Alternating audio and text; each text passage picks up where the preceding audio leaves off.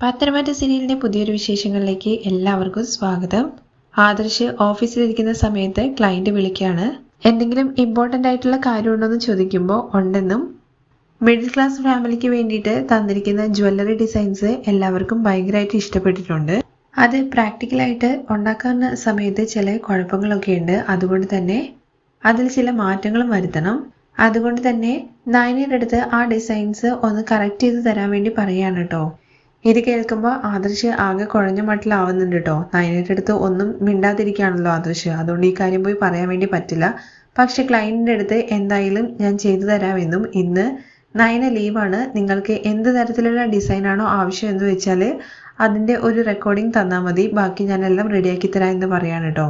അങ്ങനെ എന്തൊക്കെ ഡിസൈൻസിൽ മാറ്റങ്ങളാണ് വരുത്തേണ്ടത് എന്നുള്ള കാര്യം ആദർശിൻ്റെ അടുത്ത് ഫോണിലൂടെ അദ്ദേഹം പറയുന്നുണ്ട്. എപ്പം ഈ കറക്ഷൻ എല്ലാം നടത്തിയിട്ട് തരാൻ വേണ്ടി പറ്റുമെന്ന് ക്ലയൻറ്റ് ചോദിക്കുമ്പോൾ നിങ്ങൾ പറഞ്ഞതുപോലെ തന്നെ എല്ലാം ശരിയാക്കിയിട്ട് നാളെ തന്നെ തരാം എന്ന് പറഞ്ഞിട്ടാണ് കേട്ടോ ആദർശ് ഫോൺ വെക്കുന്നത്. ഫോൺ വെച്ചതിന് ശേഷം ആദർശ് മനസ്സിൽ വിചാരിക്കുന്നുണ്ട്, ഈ സമയത്ത് തന്നെ അവർ കറക്ഷൻ ചോദിച്ചല്ലോ, എന്ത് ചെയ്യും എന്നുള്ള കാര്യം. തുടർന്ന് കാണിക്കുന്നത് ജലജ ആകെ കലിപ്പിലാണ് കേട്ടോ. നയനയ്ക്ക് എന്ത് പണി കൊടുത്തിട്ടും അതെല്ലാം അവൾക്ക് ഏശുന്നില്ല. അത് മാത്രമല്ല, അവൾ എന്താണോ ആഗ്രഹിക്കുന്നത് അത് അപ്പടി തന്നെ നടക്കുന്നുണ്ടെന്നൊക്കെ പറയുമ്പോൾ ഇതിനെല്ലാം കാരണം അമ്മ തന്നെയാണെന്ന് പറയണേ. ഞാനോ? നീ എന്തിനാ എന്നെ കുറ്റപ്പെടുത്തുന്നതെന്ന് ജലജ ചോദിക്കുകയാണേ.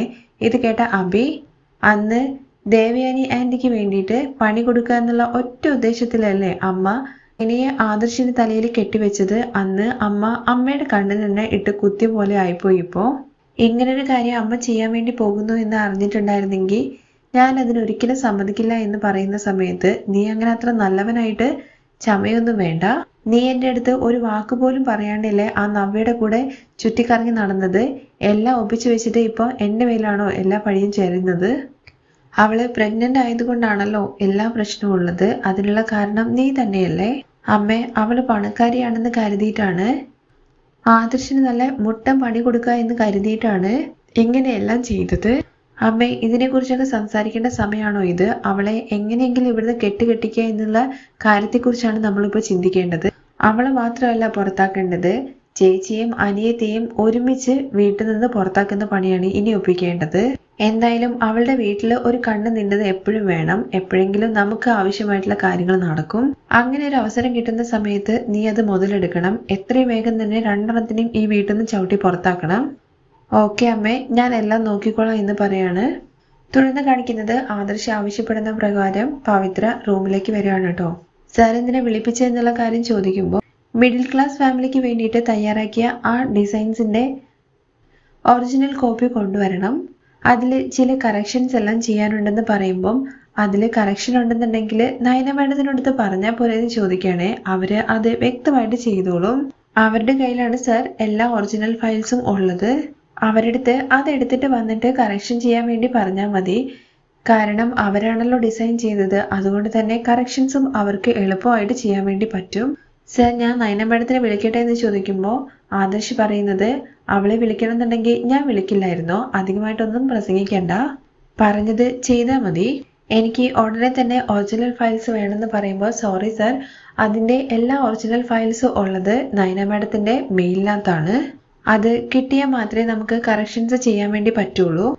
അപ്പോൾ നീ ഈ ഡിസൈനർ സീറ്റിൽ ഇരുന്നിട്ട് എന്താ ചെയ്യുന്നത്? This is ridiculous.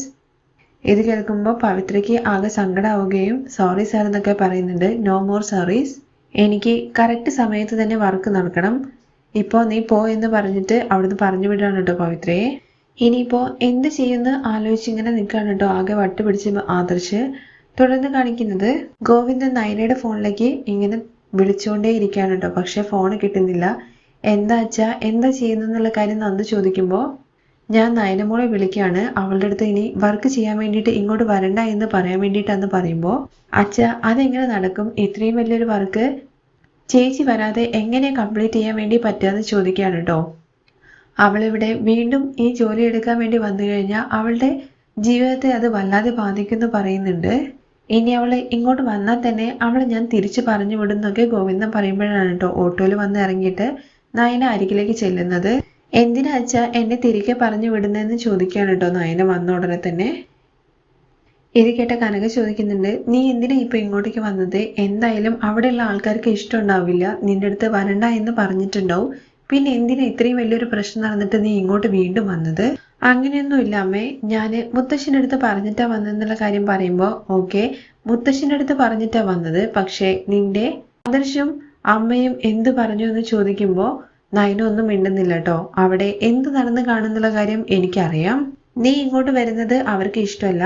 പിന്നെ അതിന് മേലെ എന്നുള്ള രീതിയിൽ നീ എന്തിനാ മുത്തശ്ശൻ്റെ അടുത്തും മുത്തശ്ശിയുടെ അടുത്തും അനുവാദം വാങ്ങിയിട്ട് ഇങ്ങോട്ടേക്ക് വന്നത്?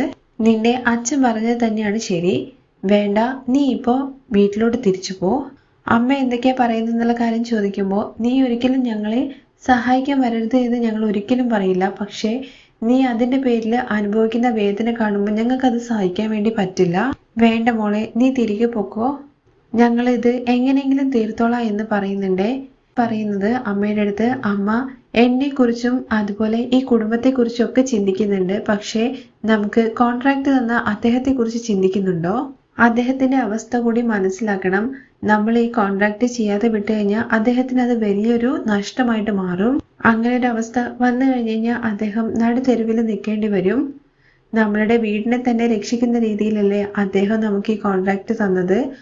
അത് നമ്മൾ വിട്ടു കഴിഞ്ഞു കഴിഞ്ഞാൽ അദ്ദേഹത്തെ വിട്ടുകൊടുക്കുന്നത് പോലെ ആവില്ലേ? നമ്മൾ കൊടുത്ത വാക്ക് നമ്മുടെ ജീവനേക്കാൾ വിലയുണ്ട് എന്നുള്ള കാര്യത്തെക്കുറിച്ച് അച്ഛൻ എപ്പോഴും പറയാറുണ്ടല്ലോ. എന്നിട്ട് അച്ഛൻ തന്നെയാണോ ഇപ്പൊ ഇങ്ങനെ പറയുന്നത് കേട്ടിട്ട് നന്ദു പറയുന്നുണ്ട്, ചേച്ചി പറയുന്നത് തന്നെയാണ് ശരിയെന്ന് എനിക്ക് തോന്നുന്നുണ്ട്. നമ്മൾ എല്ലാവരും കൂടി ഒരുമിച്ച് നിന്ന് കഴിഞ്ഞാൽ എത്രയും വേഗം തന്നെ അദ്ദേഹത്തിന്റെ വർക്ക് നമുക്ക് കംപ്ലീറ്റ് ചെയ്ത് കൊടുക്കാൻ വേണ്ടി പറ്റുമെന്ന് പറയണേ. ഇത് കേൾക്കുമ്പോൾ നയന പറയുന്നുണ്ട്, ദാറ്റ് ഈസ് ദ സ്പിരിറ്റ്. നിങ്ങൾ എല്ലാവരും നന്ദുവിനെ പോലെ ചിന്തിക്കണം, അല്ലാതെ നെഗറ്റീവായിട്ട്. അല്ലാതെ അത് നമുക്ക് ചെയ്യാൻ പറ്റില്ല, അത് വിട്ടുകൊടുക്കുക എന്നൊക്കെ പറഞ്ഞിട്ട് നെഗറ്റീവായിട്ട് ഒരിക്കലും ചിന്തിക്കരുതെന്ന് പറയുകയാണേ. എന്തൊക്കെയാ ഇവൾ ഈ പറയുന്നതെന്ന് കനക ഭയങ്കര സന്തോഷത്തോടു കൂടി തന്നെ പറയാണ് കേട്ടോ. വാ, ഇനി സംസാരിച്ചിരുന്നത് മതി, പെട്ടെന്ന് തന്നെ വാ, നമുക്ക് എല്ലാവർക്കും ജോലി ഒരുപാടുണ്ടെന്ന് പറഞ്ഞിട്ട് എല്ലാവരും കൂട്ടിയിട്ട് നയന പോയിട്ട് ജോലി തുടങ്ങുകയാണ് കേട്ടോ ചെയ്യുന്നത്.